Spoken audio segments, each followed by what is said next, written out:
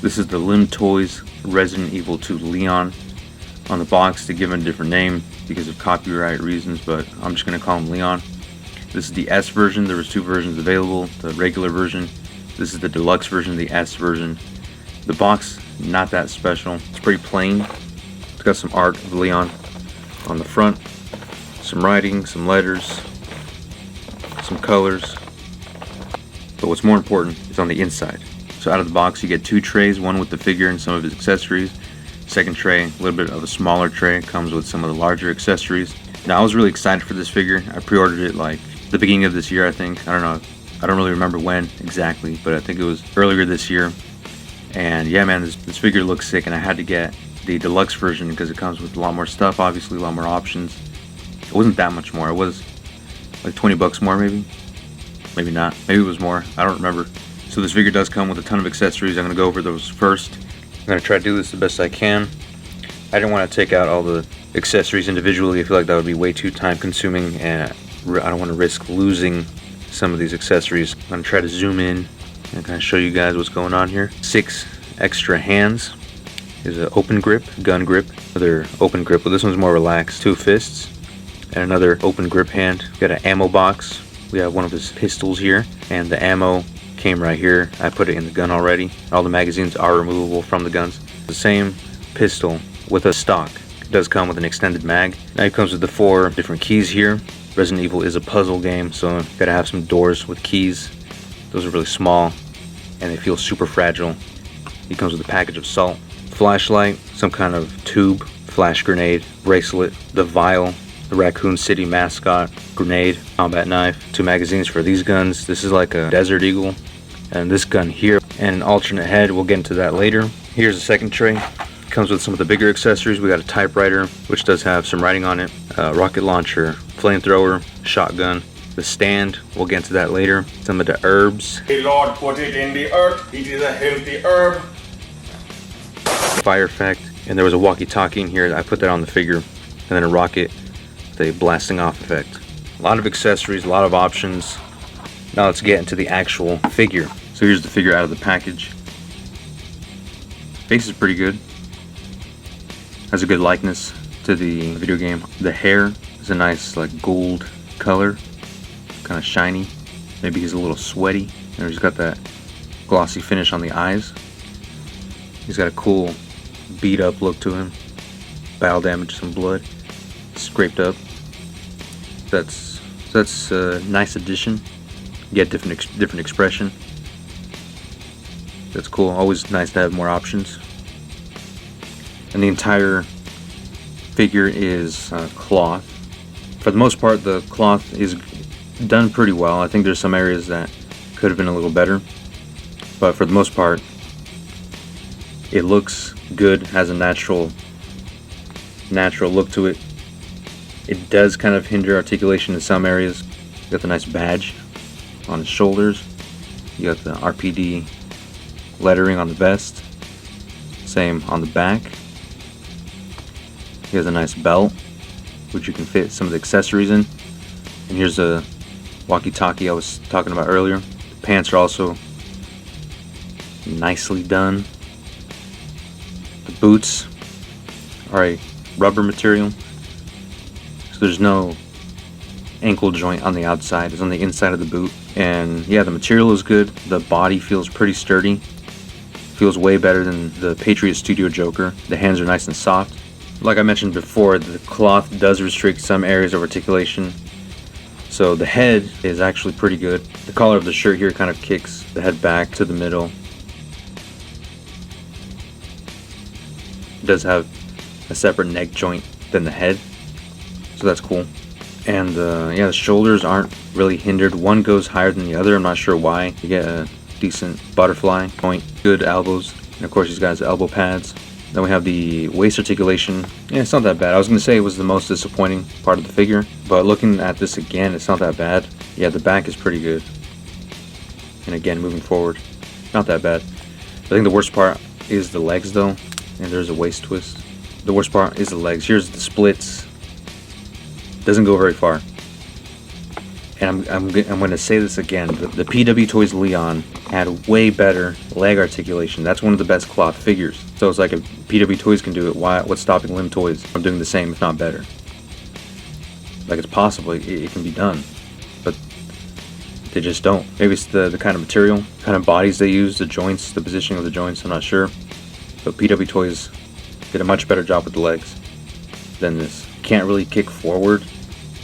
That's as far as it'll go. Cloth just gets in the way. Maybe if his pants were pulled up a little bit higher, that would help. The pants are really tight on there, so you can't really move it. But I mean, they work. It functions well enough for posing. You can get a little bit more out of it with the abdomen, so it looks like he's kicking a little bit higher. So it's not too bad, but it is disappointing, and how it's not as good as a PW Toys Leon. But these are good. The ankle, and you can get surprisingly decent amount of articulation out of that. So it's not too bad. Now, a couple of the things. The vest is removable. It's Velcroed, 2 Velcro straps right there. I don't recommend taking it off, putting it on a bunch of times, because over time the Velcro does get weak. The stickiness of the Velcro will get weak over time, so be careful with taking it off and putting it back on. And these Velcro straps right here like to come off. They're threaded into the vest, so it's not going to come completely off. So here he is holding the pistol. Again, I'm not sure what this pistol is. Does kind of look like a kind of Walther pistol. Again, here's the holster, and the gun does fit. And I think this is the only gun that can fit in there. I tried the other ones, they just don't fit. He does have sheath for his knife in the back, but it's kind of positioned in a weird place. So here's the knife. And you can kind of move these pieces on the belt a little bit. See, but it's kind of like sticking at an angle, so it's hitting this other thing on the belt. So it's kind of weird. I don't know if that's how it's supposed to be or what, but it does fit in there, so I guess it's supposed to go in there like that. And then the cylinder right next to it is for the flashlight. Here's the flashlight. It does go in there nicely. It is loose, so it will fall out if he's upside down. And we have the walkie-talkie again, which I put on him prior to the video. Wire comes up the back here, and then it hooks onto one of the fabric straps on his vest. It's like this thing right here. Another thing that bothers me is the shirt keeps getting untucked. So when you move back, you can see a little bit of the stomach there. So that kind of bothers me. I don't know if that would bother you, but it does bother me. Like I said before, the PW Toys Leon did not have that problem. And I'm not saying PW Toys is better than Limtoys, but I'm going to say it again, the PW Toys Leon is just better. Maybe not in terms of accessories, but in terms of playability and durability of the figure and the cloth, PW Toys is just 5 stars, 100%. This figure's not bad though. It's not bad. It's good. It is a lot for the price. The accessories, kind of like hollow plastic feelings. For example, the typewriter is hollow. The herb is hollow. I'm sure that's going to break him. Also, the stand is kind of disappointing. It's not really, it doesn't really look that cool. You know, on the label on the front here with his name, it's kind of peeling up. And the plastic cover over it is like, it's got scratches on it. So that's kind of disappointing again for the price point. And it's just one of these kind of stands, so whatever. The effects are cool. The effect for the flamethrower, I'm not entirely sure how it goes on actually, so, but it looks cool. Then you have the rocket firing effect. It goes like that. And if you're not careful, this could definitely break right here. This is like a weak connection between the pieces there. And here's the typewriter. I don't know if the camera's going to be able to pick up the words here. Wow. Did not expect to be able to read this.